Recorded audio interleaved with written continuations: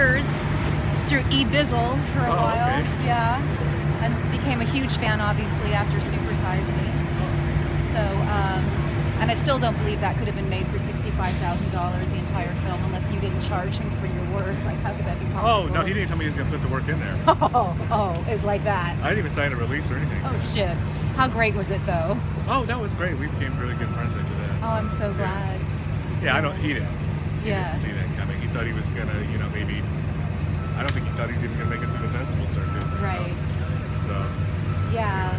I was just telling Gary that my favorite subversives are coming from Texas or living in Texas. What is it that actually breeds a real hardcore group of people who are actually trying to make statements and change the world with your work and art? Well, I think Texas is very conservative. Right. So sometimes if people are very conservative, the people that are hipsters have to be super hipsters, to compensate for the conservatives. Right. And also I think there's a kind of underlying idea in Texas that everything has to be bigger. You know what I mean? So. That's rad. Speaking of which, we got something pretty badass here, and can you tell me a little bit about that? Well, the name of the show is Neonature, and it's kind of like what if evolution took different strange routes that it didn't take. Not that it didn't, take very strange routes to begin with, but it's just like a very playful show about what if nature took different, like what if the monarch markings were on an elephant, or I don't know. It's a very fun show. That's beautiful. It's our first show, and we wanted it to be like a really great party and a great energy. Nice. So. And you actually are kicking it off with a performance by Michelle Shocked. What's that about? That's so cool. I was here 2 years ago, I guess, and I did a giant mural of urban Bigfoot. It's kind of if Bigfoot lived here and he wore a hoodie and he's just Converse shoes on, and so it was like a 5 to 6 story mural, and she could see it out her window, so she came out to see who was doing the Bigfoot mural, and it was her old friend from Texas. It's crazy. We used to live in a house together in Austin. That's amazing. So her story's pretty amazing, right? You know her story, right? I don't. Oh my God. I don't remember. I could tell it really quickly, I think. Let's hear it. Okay, so we're living in this house in Austin, right? Uh-huh. And then she goes to the Kerrville Folk Festival and she plays there, and then she comes back, and then we're all going to go to California for the summer and hitchhike across the United States, go to New York, like our summer thing. And she's doing the same thing, but she's not really with it. Me and my sister went, and she went separately. So we made it all the way to Mount Shasta. And I don't think we understood she was going to California. But when we went to the Rainbow Festival, we met her there. And she goes, oh, I'm on a bus full of hippies. We're going to New York, yippies or whatever. And we're like, oh, we have to go to San Francisco first. So we met her later, like a few weeks later in New York. And she was living with the yippies, and she started going to these open mics, right? Wow. Now, she's super talented, but she's a little weird. So, sure. So somebody would play that was not so good, right? Yeah. Kind of an embarrassment. And then she goes, I can't go on after them. They're too good. I'm like, oh, God, Michelle. Oh. And then finally she goes, I can't take this anymore. I'm either going to build a raft and go down the Mississippi, or I'm going to go to Amsterdam. Wow. And my sister's going, oh, you have to build a raft and go down the Mississippi. No brainer. Come on, Michelle. And I was like, no, you just go to Amsterdam, And she went to Amsterdam. Not necessarily because I told her to, but that was my boat. But when she got to Amsterdam, she forgot she was famous. Wow.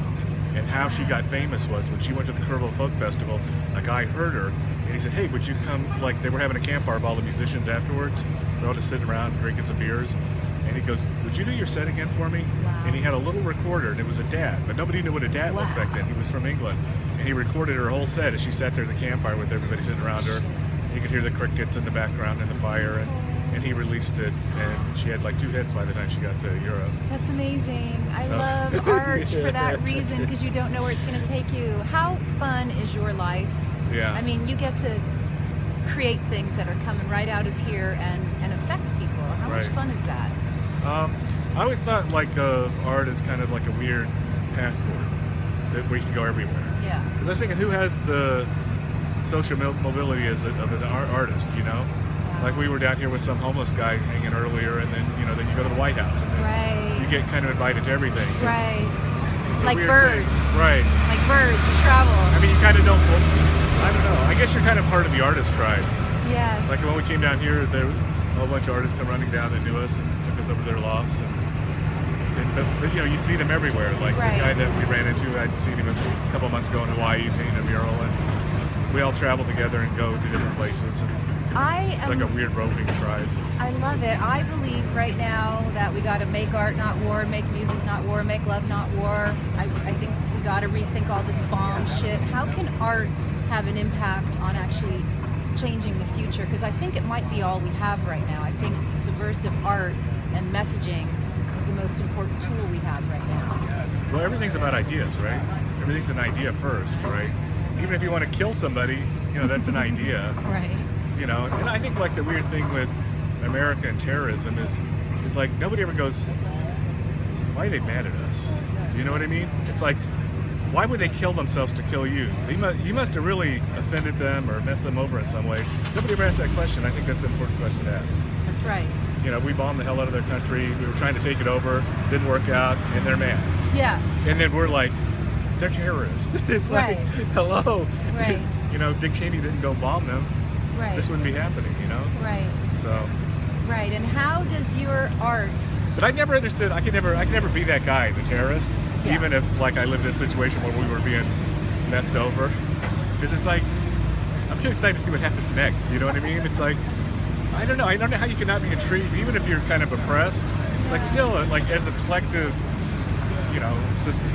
global, whatever, being a member of the human race, like we might go to Mars. Wouldn't you like to see if we do that? Wow. I mean, aren't things like just in my lifetime? It's like if you told me that I would have a computer more powerful than the computer that IBM had, and I could hold it in my hand, and I would be bored with it. Wow. It wasn't good enough, Wow. or I'd be complaining about it. It's like, Right. how did we accept that technology so quickly? Wow. So. And it's so not. So I don't understand how people can't be excited about the future. You know what I mean? Right. Well, you can be if you follow art and you turn off the television. Right. Turning off the television is the first form of happiness, I think.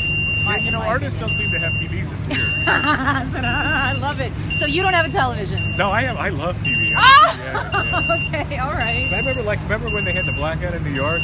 So we were the last plane that got out. We hit the air, and the pilot goes, "Well, you guys are lucky. The last plane out of New York, they shut down the airport because there's no electricity." And so, like, we're curious, right? Or I'm curious. We get to LA, and I'm hanging out with. I hook up with Van Arno, the artist. I don't know if you know him. Mm-hmm. Anyway, so we go over to his house. I'm like, can we just watch TV a minute? I want to find out what's going on with this blackout in New York. And they all look at me like, you don't have a TV. It's like, but I want to know what's going on in New York. He's like, why? You're in LA. Yeah. What do you like on television? I'm just curious. We watch the Walking Dead, but mostly we watch that because I have a teenage son, and it's the last thing that he will watch with us. Yeah. It's our last bonding moment. Right. TV, That's cool. I like The Simpsons. I loved Mad Men. That was fun. Yeah. Although I know a lot of old Mad Men, and they won't talk about it. You think they would have stories to tell, but they're like, it was terrible. We want to be artists. Okay. Yeah, I could imagine a lot of frustrated artists. So anything that inspires you that we can kind of let other artists know about, people who might look to you and say, hey, I'm trying to make it off the street and make a living at this. Well, I think the thing with the streets is you just got in the streets and you're in it. Yeah. I think when I came up, the art world was very small, and it was actually almost impossible to get in. You almost had to be born into it. Right. Like they said you could take your slides, but they didn't really look at them or care, and there was just really no way in. And now, like as soon as you pick up a spray can, you're in. Right. It's like democracy came to the art world. That's and democracy's a little messy, but it's like. I think the global art world has exploded in the last few years just because everybody knows what everybody's doing. Nobody can just do some lame thing because they're tied into some gallery. Right. The gallery can't look at the collector and say, this is the best artist ever. And it's like, really, do you look at everybody's art? Do you really know? No, they don't know. They used to be able to just say that.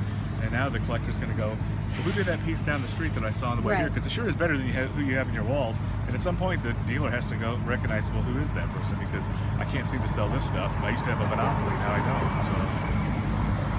So that's a pretty good thing. I agree with that. And can art help save and move? It's kind of hard for us old guys because, man, there's some good kids, I don't think there's any. Whooping some butt, man. Keeping us honest. Yeah, your work is so iconic. Can't ride on our laurels, you know what I mean?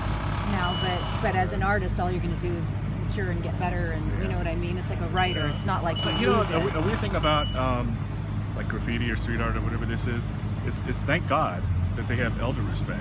Yes. You know what I mean? So they cut you a lot of slack. They help you. They kind of understand you're a little older, but they're really nice to you. They're really gracious. Well, I'm sure somewhere along the line it was a piece that they saw of yours that inspired them to do what they do. So it, Oh yeah, I'm sure. Yeah, it goes they full figured, well, if he circle. could do it, I could do it. Yeah, it's so funny because you're modest. You're No, but modest. people sure, think yeah. you can't have everything. Yes. You know, they say, well, we couldn't have a wife and kids and a normal life and run around the world and do this. And of course you can. You know. That's it. Yeah. And can art save this world? Well, you know, I always think it's like poetry before politics, right? Yes. Like remember, like Kennedys, they'd always read poetry, and so you know, first, you know, we're about putting the idea into culture, Yeah. and then other people are about picking up the idea and making it happen. Wow. But you know, I think that, like, let's say that we didn't have the Iraq War. Let's say we had that surplus, you know, the Clinton surplus. Yeah. What happens if we spend it on infrastructure? You know, like if people don't think, like, did you know you would have a swimming pool now? It's like they don't get that. Right. They just like to see stuff blow up on TV and think, yeah, we showed them. Do you know what I mean? But I mean, they don't get I do. that bomb, like it cost $600,000 to build a building in Baghdad. And then maybe out on the outskirts it costs like a $200,000 down to like $40,000. Wow. And then they're dropping like a $60 million bomb to blow up you know, like how does this, I mean, I'm not an economist, but it costs more to blow up the buildings than it does to build the buildings. Right. It seems like if we kind of invested in the other direction, Right. I don't Right. know, maybe I'm crazy, but it just seems like that. I know it's fun to watch stuff blow up, but it doesn't make very good economic sense, you know? I think crazy is what we need a little more And also, of. everybody's competitive. Yeah. So like I have this best friend who is super competitive. So I do something nice for him, then he has to do something nicer for me, then I have to do something nicer for him. But whatever that competitive thing was, that could have turned bad. Do you know what I mean? Yeah. But instead we kind of, and I think if everybody behaved that way, they were competitive, but about who can be better, you know, who can Right. be better for people, then I think that could work. I think that would be beautiful. I Anyway. thank you so much for your time. I can't you. wait That to was come fun. back. Can I get a picture real quick here?